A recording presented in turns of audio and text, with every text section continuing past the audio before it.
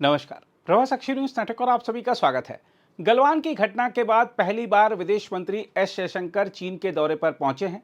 5 वर्षों बाद अपनी चीन यात्रा के दौरान जयशंकर ने चीन के उपराष्ट्रपति हान झेंग से मुलाकात की और इस दौरान दोनों देशों के संबंधों में हाल ही में आई सकारात्मक प्रगति को रेखांकित करते हुए उन्होंने उम्मीद जताई कि यह रुझान आगे भी जारी रहेगा।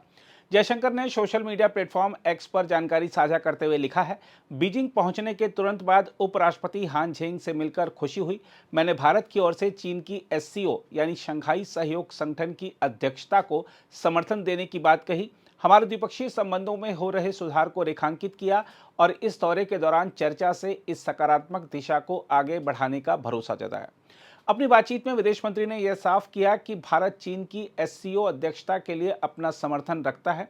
उन्होंने कहा कि प्रधानमंत्री नरेंद्र मोदी और राष्ट्रपति शी जिनपिंग के बीच रूस के कजान में अक्टूबर में हुई बैठक के बाद से दोनों देशों के संबंध लगातार बेहतर हो रहे हैं। जयशंकर ने कहा, कैलाश मानसरोवर यात्रा की बहाली भारत में व्यापक रूप से सराही जा रही है। हमारे संबंधों का निरंतर सामान्य होना दोनों देशों के लिए लाभकारी परिणाम ला सकता है। उन्होंने कहा कि आज की जटिल अंतर्राष्ट्रीय परिस्थिति में भारत और चीन जैसे पड़ोसी व प्रमुख अर्थव्यवस्थाओं के बीच खुले विचार विमर्श और दृष्टिकोण साझा करना बेहद महत्वपूर्ण है। हम आपको यह भी बता दें कि यह यात्रा इसलिए भी महत्वपूर्ण मानी जा रही है क्योंकि यह गलवान घाटी में जून 2020 में हुए सैन्य संघर्ष के बाद किसी भारतीय विदेश मंत्री की पहली आधिकारिक चीन यात्रा है।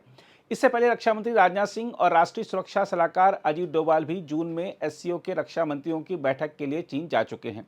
हम आपको बता दें कि विदेश मंत्री जयशंकर सिंगापुर से चीन पहुंचे हैं। यह उनका 2 देशों का दौरा है और चीन इसका अंतिम चरण है।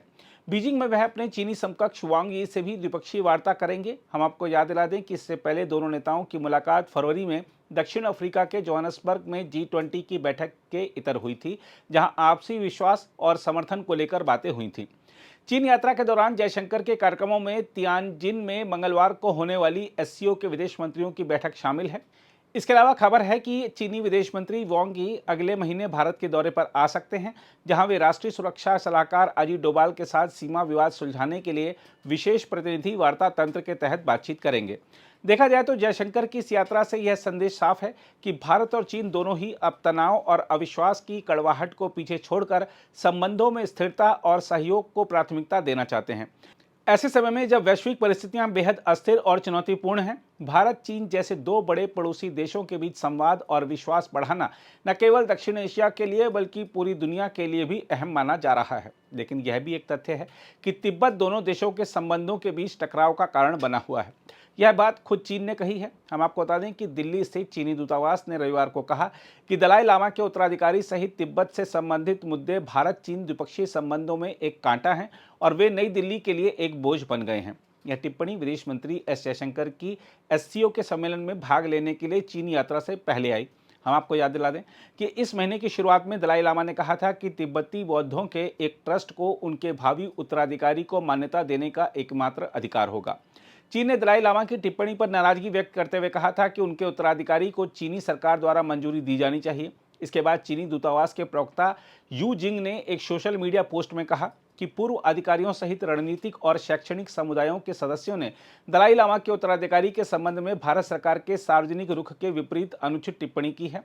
यू ने कहा, उन्हें शिजांग से संबंधित मुद्दों को संवेदनशीलता के बारे में पूरी तरह से अवगत होना चाहिए तथा उन्होंने यह भी कहा कि दलाई लामा के पुनर्जन्म और उत्तराधिकार स्वाभाविक रूप से चीन का आंतरिक मामला है, जिसमें किसी भी बाहरी ताकत का हस्तक्षेप बर्दाश्त नहीं किया जाएगा। हम आपको बता दें कि चीन तिब्बत को शिजांग कहता है। चीनी दूतावास के प्रवक्ता ने कहा कि वास्तव में शिजांग से संबंधित मुद्दा चीन और भारत संबंधों में एक कांटा है और भारत के लिए बोझ बन गया है। शिजांग कार्ड खेलना निश्चित रूप से अपने ही पैर पर कुल्हाड़ी मारने जैसा होगा।